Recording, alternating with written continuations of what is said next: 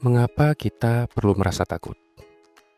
Yuk kita pelajari bagaimana memahami rasa takut. Halo semuanya, selamat datang lagi di podcastku ya. Hari ini kita akan membahas sesuatu yang cukup relate dengan kehidupan kita, cukup dekat juga, yaitu tentang rasa takut. Pernah nggak kita itu kayak bertanya-tanya gitu, kenapa ya kita itu kok takut dengan sesuatu secara spesifik gitu? Kenapa juga ada orang di luar sana mungkin takut ketinggian, takut gelap, bahkan takut badut mungkin. Tapi juga kenapa ya bayi yang baru lahir atau newborn gitu tidak takut loh sama hewan-hewan tertentu yang kita anggap menjijikkan atau mungkin geli gitu lihatnya. Padahal orang dewasa itu sering anggapnya itu menyeramkan. Nah, di episode kali ini kita akan mengupas sedikit tentang bagaimana rasa takut itu bekerja. Studi ilmiahnya juga ada, dan tentu apakah kita itu lahir dengan ketakutan atau ketakutan itu bisa dipelajari atau enggak ya. Yuk kita mulai. Jadi apa sih sebenarnya rasa takut itu? Secara ilmiah teman-teman, rasa takut itu adalah reaksi biologis ya, yang ada di dalam tubuh kita, yang terjadi ketika kita merasa terancam. Dan ini sebenarnya bagian dari mekanisme kita untuk bertahan hidup yang sudah tertanam di otak kita masing-masing. Nah, ketika kita takut, ada bagian kecil dalam otak kita itu namanya amigdala. Dia langsung aktif dan mengirim sinyal ke tubuh kita untuk bersiap-siap menghadapi bahaya itu. Nah, hasilnya apa? Jantung kita itu berdetak lebih cepat, otot kita tegang, dan kita juga jadi lebih waspada. Ini kalau dikenal itu responnya namanya flight or fight gitu, melawan atau kabur. Nah, bayangkan kalau kita itu tiba-tiba melihat sesuatu yang menyeramkan pas di depan mata kita gitu. Mungkin ular atau seseorang yang tiba-tiba muncul dari kegelapan di depan kita juga. Nah, amigdala kita itu langsung bereaksi. Tapi juga ada pertanyaan yang menarik nih. Kalau takut itu bagian dari naluri ya, kenapa bayi itu tidak otomatis takut pada hewan tertentu, misal ular atau laba-laba? Oke, fakta menarik nih ya teman-teman ya. Menurut beberapa studi, memang bayi itu tidak lahir dengan rasa takut terhadap ular atau laba-laba misalnya. Nah, ini tuh ada penelitian yang dilakukan oleh Vanessa LeBeau dan David H. Reckison. Dia itu menunjukkan bahwa bayi memang bisa mendeteksi gambar ular lebih cepat dibandingkan gambar hewan lainnya. Tapi mereka tidak otomatis langsung takut.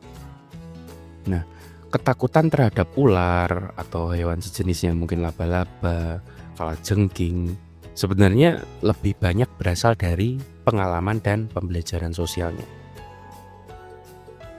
Jika seorang anak melihat orang tuanya mungkin atau lingkungannya merasa panik gitu saat melihat ular, nah otaknya itu bisa menangkap sinyal bahwa ternyata hewan-hewan ini tuh adalah sesuatu yang berbahaya.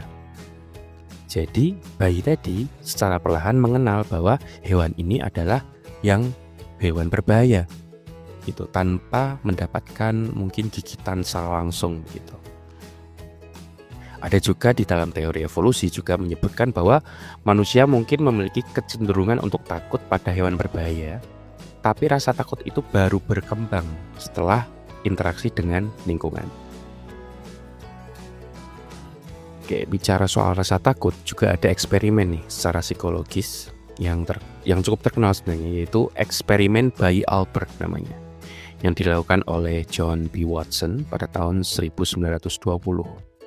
Nah, Watson ini ingin tahu apakah rasa takut itu bisa dipelajari. Jadi dia melakukan eksperimen pada seorang bayi bernama Little Albert. Nah, awalnya Albert ini tidak takut pada tikus putih, tikus kecil gitu. Namun setiap kali dia melihat tikus, Watson yang ada di sebelahnya itu membunyikan suara keras dan mengejutkan, kayak kaget gitu, menjerit. Nah, hasilnya setelah beberapa kali percobaan, Albert ini tadi mulai takut juga pada tikus putih. Bahkan tanpa suara keras lagi dari Watson, ini menunjukkan bahwa rasa takut itu bisa dipelajari melalui asosiasi dari pengalaman orang lain yang kita lihat.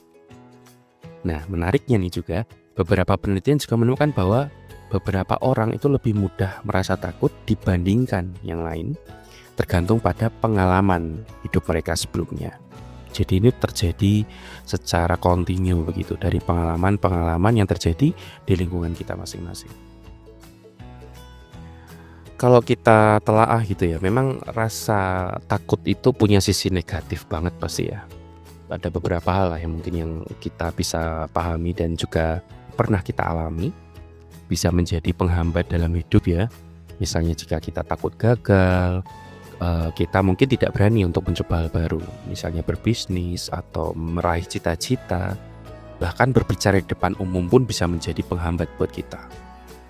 Tapi berkelanjutannya gitu dari rasa takut itu bahkan bisa berkembang menjadi fobia yang mengganggu.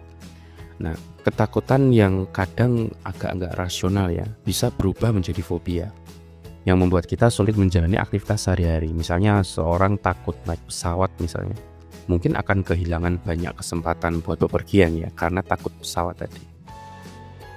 Dan lebih parahnya lagi ya, tentu bisa mengakibatkan stres dan kecemasan yang berlebih.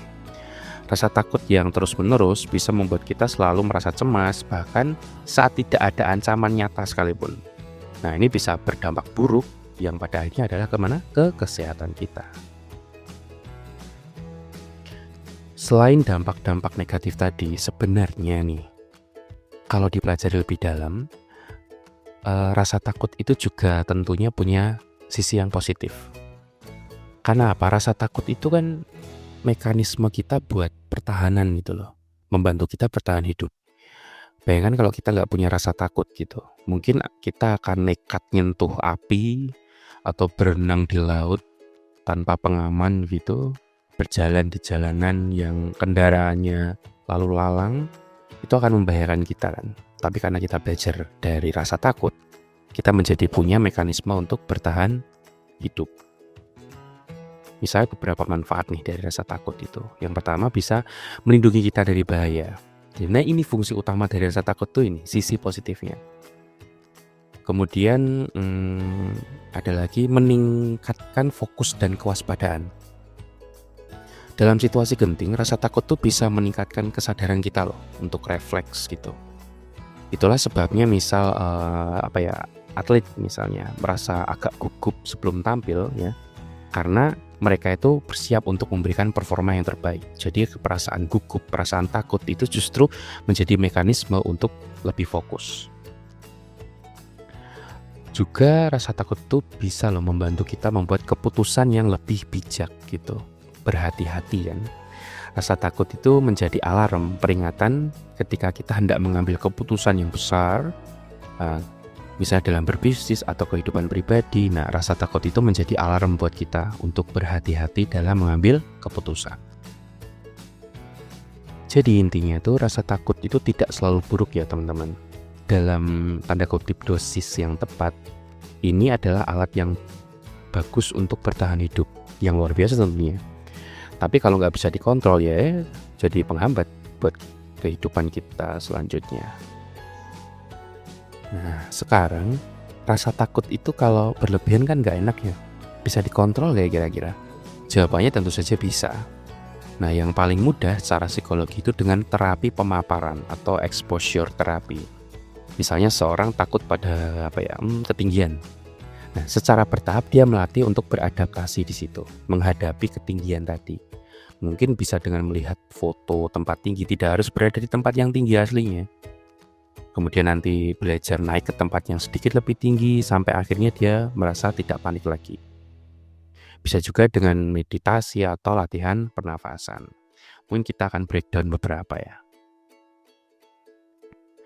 Oke, tips yang pertama yaitu kenali dulu rasa takut kita. Kita itu takut sama apa sih? Dan kenapa kita merasa takut? Coba tanyakan ke diri kita dulu. Apa sebenarnya yang kita takuti? Masuk akal nggak ya? Atau hanya asumsi? Apa kemungkinan terburuk yang bisa terjadi? Nah, teman-teman bisa mulai dengan menjurnal atau journaling. Dalam artian mencatat gitu, menulis. Atau berbicara dengan orang lain yang bisa membawa kita terbantu untuk mengenali akar permasalahan dari ketakutan tersebut. Jadi kita kenalan dulu sama rasa takut kita itu apa sih sebenarnya. Itu yang pertama. Yang kedua bisa dengan tadi teknik pernafasan. Ini kalau istilahnya mindfulness ya. Saat kita takut, napas seringkali kayak pendek, cepet gitu, terengah-engah. Nah, yang itu bisa memperburuk perasaan takut tadi. Coba dengan latihan perlahan, hirup 4 detik, tahan 4 detik, baru hembuskan. Gitu. Ulangi beberapa kali sampai tubuh kita merasa tenang. Karena dengan menghirup udara yang lebih lama, otomatis oksigen yang masuk ke kita juga lebih banyak. Dan itu bisa membantu kita mengendalikan ritme dari nafas kita. Oke, yang ketiga bisa kita, kalau ini agak susah ya sebenarnya, tapi bisa dicobalah. Kita coba gunain logika untuk melawan ketakutan. Misalnya gini, apa ini bisa mengancam nyawaku ya? Gitu. Apakah orang lain juga mengalami hal yang sama ya? Dan bisa ngatasi gitu. Apa buktinya kalau ketakutan ini bisa terjadi? Jadi kita itu berpikir lebih rasional aja teman-teman. Ya memang kalau ini juga perlu dilatih perlahan-lahan. Oke, selanjutnya bisa dengan visualisasi keberanian, itu istilahnya. Coba bayangkan diri kita itu berhasil menghadapi ketakutan tadi. Misalnya kita sampai tujuan dengan menampik rasa takut tadi. Itu akan membantu kita untuk berpikir lebih jernih. Bisa juga dengan melatih diri dengan teknik-teknik relaksasi seperti tadi meditasi, olahraga untuk menurunkan stres, atau mungkin mendengarkan musik, suara alam yang menenangkan. Cari hal-hal yang bisa mendistraksi kita untuk sedikit melewati dari rasa takut tadi. Oke, dan yang terakhir, yang selanjutnya itu, jika takut kita sudah sangat mengganggu, jangan takut untuk meminta bantuan, berkomunikasi dengan teman, atau mungkin psikolog atau terapis yang bisa membantu kita untuk menemukan cara terbaik untuk mengatasinya. Jadi jangan ragu untuk minta bantuan ke sekitar ya, karena rasa takut tuh kalau terus terbelenggu kita di dalamnya pasti ganggu banget kan. Tuh. Oke, itu tadi tentang rasa takut ya, bagaimana rasa takut itu bekerja di dalam otak kita, di dalam diri kita. Ternyata banyak ketakutan yang kita alami itu bukan karena kita lahir dengan rasa takut, tapi karena kita belajar untuk takut tanpa kita sadari secara interaksi sosial ataupun aktivitas di lingkungan kita. Jadi kalau kita punya ketakutan tertentu ya, jangan khawatir ya, dengan latihan yang tepat rasa takut bisa kita kendalikan.